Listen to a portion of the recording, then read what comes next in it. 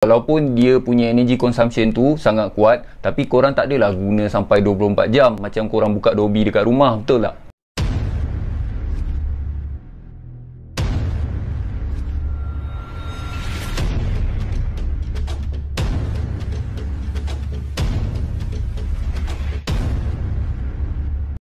Assalamualaikum dan hello guys, bertemu saya lagi Syahril di Wiseflip Channel bagi memberi penjelasan mengenai semua barangan keperluan elektrik di rumah. Okey, terima kasih saya ucapkan kepada semua yang telah subscribe di channel saya. Okey, kali ini topik video saya adalah berkaitan mengenai label cekap tenaga punya stiker ataupun stiker jimat tenaga lah yang kebanyakan orang panggil. So kalau korang beli barang elektrik seperti peti ais, TV, mesin basuh, aircon, so kebiasaannya stiker label cekap tenaga ni dia akan tampal dekat produk lah.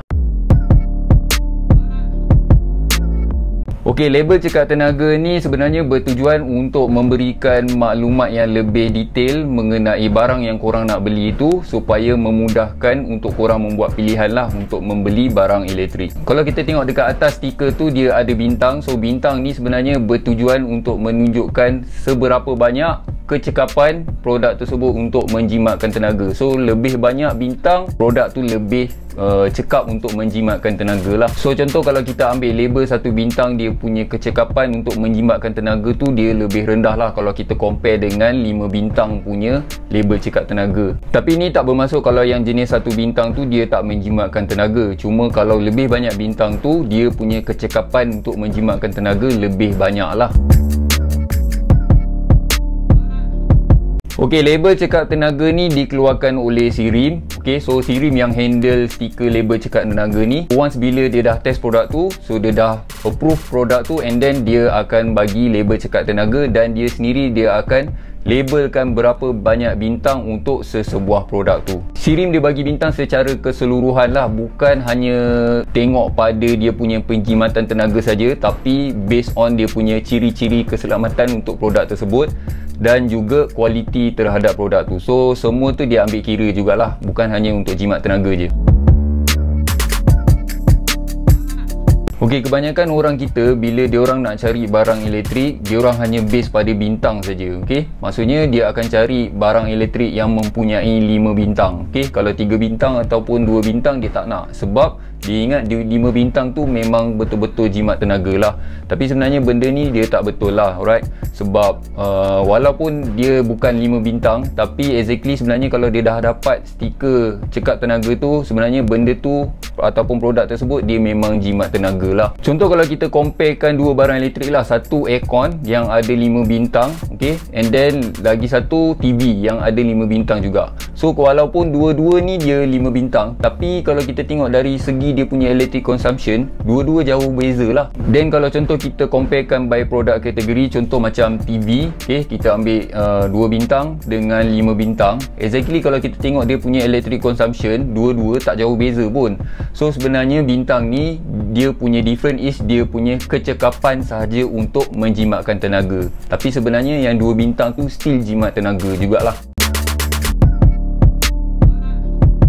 Okey, kalau korang nak tahu jenis-jenis barang elektrik yang mempunyai electric consumption yang sangat tinggi, okey, secara basicnya benda yang ada melibatkan heater ataupun pemanas, memang barang tu memang orang kata electric consumption dia sangat tinggi lah. So sebagai contoh macam electric kettle, alright, ataupun electric heater, water heater yang orang buat mandi tu, ataupun mesin pengiring baju ataupun dryer, iron, and then apa lagi, front load, okay, mesin basuh front load lah, mesin cuci baju, and then electric oven, okay, peti ais dan air conditioner lah. So semua barang yang saya sebut tu kalau korang beli, walaupun dia ada stiker 5 bintang, dia punya label cekap tenaga, memang in the next month bila datang bil elektrik, korang boleh rasa different dia lah. Memang nampak dia punya bil elektrik tu naik. Okay, sebab barang-barang tersebut dia punya energy consumption dia memang sangat tinggi lah. Tapi dalam banyak barang-barang yang saya sebut tadi tu, ada 2 barang yang bagi saya dia punya energy consumption memang sangat tinggi. So yang pertama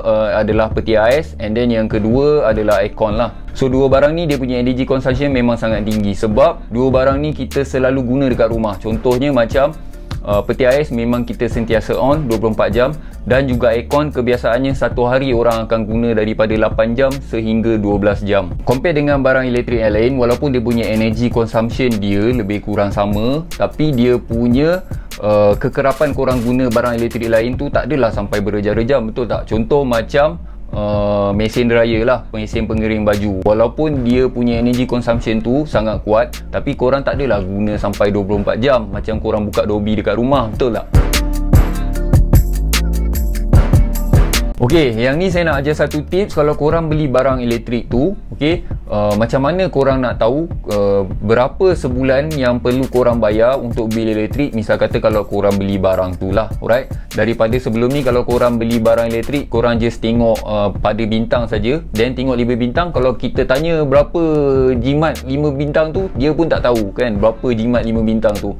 So daripada situ lebih baik kita tahu, kalau kita tengok produk ni, kita calculate, then kita tengok berapa banyak yang kita kena bayar lah, okay, based on dia punya electric consumption. So kalau kita tengok pada setiap stiker label cekat tenaga, dekat bawah dia akan tunjuk dia punya penggunaan purata selama setahun. Okay, so saya ambil contoh peti ais daripada LG ni. Okay, dekat bawah tu dia ada tulis dia punya penggunaan purata selama setahun adalah 386 kW.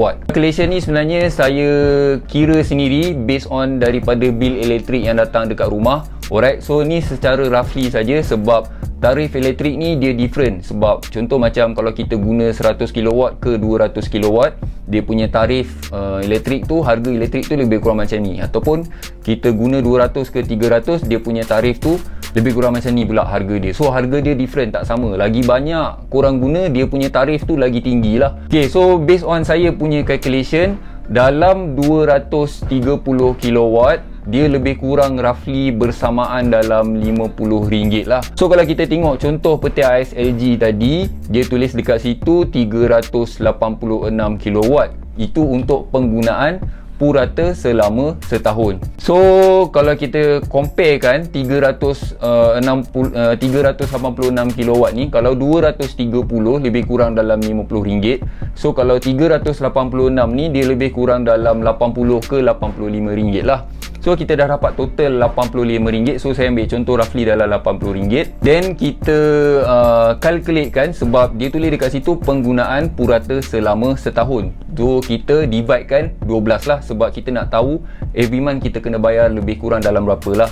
So lepas kita divide, barulah kita dapat sebulan kita guna berapa ringgit untuk peti ais tu. So ini tips untuk peti ais sajalah, sebab peti ais ni setahu saya bila dia test, dia dapatkan energy electric consumption tu berapa kilowatt based on 24 hours lah kalau dia penggunaan kan. So kalau macam barang elektrik yang lain, saya tak tahu macam mana dia orang test. Contoh macam TV, tak tahu macam mana dia orang test, dia orang dapat calculation berapa ratus kilowatt tu lah. So setakat itu sajalah video saya untuk kali ni. Harap-harap dengan info yang saya bagi ni boleh membantu anda untuk membuat pilihan untuk membeli barang elektrik dengan lebih mudah. So sekian saja dari saya. Terima kasih kerana menonton dan Assalamualaikum.